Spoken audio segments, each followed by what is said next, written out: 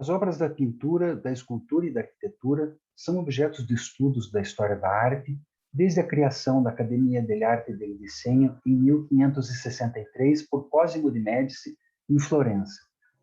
A abertura da noção de história da arte, promovida pelas vanguardas do século XX, também abriu a história da arte para novos objetos de estudo. Com isso, o universo de novas imagens passaram a ser pesquisadas como forma de diálogo com a arte, como os livros ilustrados, desde os contemporâneos aos antigos, produzidos de forma individual. Normalmente, as bibliotecas e arquivos são os guardiões dessas obras. Possuem uma grande variedade de imagens e livros. Muitas delas estão em livros raros, únicos, como os códices produzidos em pergaminho, manuscritos iluminados com diferentes formas e ricamente encadernados. Na atualidade, vários desses códices têm sido digitalizados e os arquivos disponibilizados em plataformas dessas instituições na internet. É o caso de um conjunto de 3 códices que fazem parte do acervo da Biblioteca Central dos Estudantes da Universidade de Brasília. Um deles está em estado de conservação razoável e trata-se de um fragmento. Contém iniciais decoradas e um conjunto de 11 iluminuras. Trata-se de um aviário, ou livro das aves, que apresenta um conjunto de imagens de aves, combinadas com textos moralizantes. Essa comunicação tem como objetivo analisar essa versão do livro das aves, procurando apontar de que maneira ocorre seu diálogo com o conceito de arte e com a história da arte. A análise do manuscrito não se detém no estudo de seu tema ou características formais, mas principalmente sobre suas condições materiais e de conservação, as técnicas e processos de produção. O texto utiliza o conceito de imagem explorado e desenvolvido por Georges Didier Berman a partir de suas interpretações sobre a obra de Aby Warburg e como ele incorporou esse conceito da antropologia no campo da história da arte. Essa inclusão provocou o reconhecimento de novos objetos a estudar, mas também uma abertura no tempo da história da arte. Também se apoia sobre o conceito formulado por Hans Belting, que tem uma compreensão aberta e interdisciplinar da imagem, ao propor uma abordagem antropológica para seu estudo. Compreende que ela pode viver em uma obra de arte, mas está além do objeto artístico tangível, que pode ser classificado, datado e exibido. Pode existir em diferentes meios, até mesmo carregar características de vários deles, além de sua existência física, apresentar uma existência mental. O exemplar que a BCE possui em seu acervo de obras raras é um dos poucos exemplares do Livro das Aves fora da Europa. O conhecido tratado original, escrito por Hugo de Folieto, muitas vezes chamado de Aviarium, data do século XII e consiste de uma abordagem tradicional da perspectiva dos bestiários. Traz em seu conteúdo tanto uma lógica moral narrativa quanto um agregado de observações do comportamento de diferentes animais, no caso específico, aves, aqui então selecionadas por sua importância para a liturgia e para a realidade social europeia do medievo. Entre a águia, pavão, rola e até mesmo a ema e avestruz, o manuscrito do Livro das Aves da BCE possui apenas fragmentos do que seria originalmente um livro com 60 capítulos autônomos.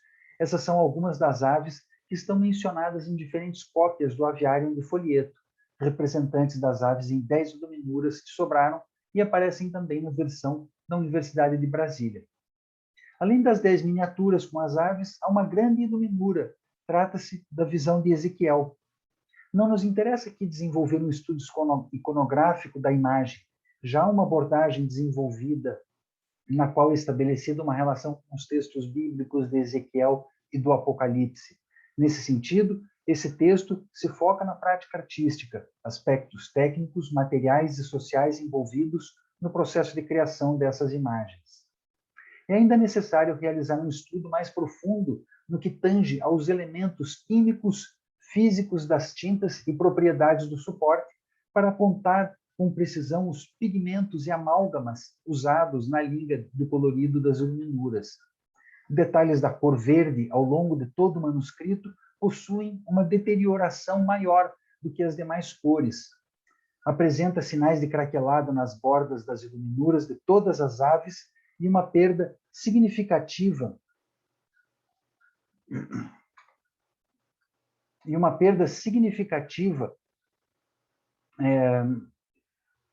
da pigmentação na túnica do profeta Ezequiel. Perdão. Os mosteiros medievais foram responsáveis pela produção de livros no Ocidente durante séculos. Detinham os conhecimentos referentes à produção de pergaminho, cópia dos textos, iluminação e encadernação. Com o desenvolvimento da produção dos códices, a parte da iluminação começou a incorporar especialistas desde antes do gótico. Os ateliês eram formados de laicos que levavam seu conhecimento ao serviço dos escritórios monásticos. Para a produção de um livro, inicialmente era determinada a regragem da página, a largura das margens, das colunas, distâncias entre as linhas, tamanhos de blocos e textos, espaços destinados para as iluminações e letras capitulares. Toda a composição e proporções obedecendo padrões geométricos apoiados em cânones sagrados. Eram marcadas as linhas de escritura traçadas com ponta seca e, a partir do século XII, com mina de chumbo. Após a escrita, era feita a decoração. As letras ornamentadas para os títulos, para cada divisão da obra, para iniciais de capítulos, as pinturas das margens, as miniaturas e iluminuras. Em certos casos, a ornamentação das letras era feita por outra pessoa. O escriba deixava o espaço branco necessário e escrevia a letra pequena, seja no meio do espaço reservado, seja na margem. Havia uma separação nas tarefas dos ateliês de iluminação. O chefe do ateliê, chamado pagnator, anotava nas margens instruções ao miniaturista e controlava a execução do trabalho finalizado. Quando possuía o estatuto de mestre, realizava modelos ou padrões para serem copiados. Também traçava esboços onde as miniaturas deveriam figurar ou ao lado da margem. Sob sua direção, trabalhavam artesãos em funções específicas, os desenhistas, os coloristas e os douradores. As iluminuras eram produzidas após a cópia do texto. A primeira etapa consiste em desenhar as cenas, figuras ou letras ornamentadas. Em seguida, é feito o douramento, o que não se aplica no caso desse aviário. Após os douramentos, a última fase é a coloração das figuras. As tintas normalmente eram produzidas com pigmentos e corantes naturais, misturados a secantes de naturezas diversas. Muitos artesãos, pintores que iluminavam os códices, prosperavam com seus trabalhos e obtinham um prestígio social. Porém, suas profissões eram consideradas como uma atividade manual e teriam um estatuto inferior aos que atuavam com as chamadas artes liberais, a aritmética, a geometria, a astronomia, a música, a dialética, a retórica e a gramática. Eram atividades intelectuais diferentes de outras consideradas como manuais e chamadas de artes mecânicas. Essa forma de separação foi criada na Antiguidade, persistiu por toda a Idade Média até o início da Idade Moderna, quando pintores, escultores e arquitetos passaram a reivindicar o estatuto de arte liberal para suas atividades por fazerem uso de conhecimentos próprios de algumas delas. A ideia que a pintura repousa sobre o conhecimento da aritmética e das diferentes formas de saber se tornou um lugar comum entre os escritos teóricos do final do século XV. O uso da matemática na pintura no início do Renascimento foi uma das ferramentas científicas mais importantes para o estudo da natureza. Essa concepção mental pode ser observada nos estudos desenvolvidos para a execução de uma obra, assim como na concepção da página elaborada pelo chefe de um ateliê de iluminação. No caso da iluminura com o profeta Ezequiel e os evangelistas, não há uma construção perspectiva, tampouco a representação de um espaço natural. Esse tipo de transformação começou a ser operada na imagem com a obra de Duccio ou Giotto, no século XIV, e eventualmente pode ser observado em uma variedade de iluminuras. Porém, havia todo o processo de planejamento mental da composição, o regramento, a dimensão das margens, a largura das colunas de textos e distâncias entre elas, a definição para o local de inserção dos textos e das imagens, a construção das próprias imagens, tudo isso não era aleatório, obedecia a uma matemática precisa, elaborada a partir de proporções geométricas apoiadas em cânones formais sagrados. Ainda há outro processo de planejamento posterior no tempo que precisa ser descrito e detalhado, aquele referente aos cuidados de preservação e constituição da integralidade do objeto. Os medievais faziam o trabalho de manufatura de seus códices com a noção de qualidade determinada por uma série de parâmetros. Há efetivamente um processo mental metódico e planejado voltado para a garantia da estabilidade e durabilidade dos manuscritos. Ainda que exista perda de suporte nas páginas, é possível ler o texto escrito, assim como observar as imagens e seus detalhes. Pela natureza desse pergaminho, desse conjunto de tintas, aquilo que sobrou para análise é de uma complexidade significativa no que tange ao processo de preservação. Nota-se, pela clareza e a fina espessura da página, que este foi um manuscrito de alto valor para encomenda.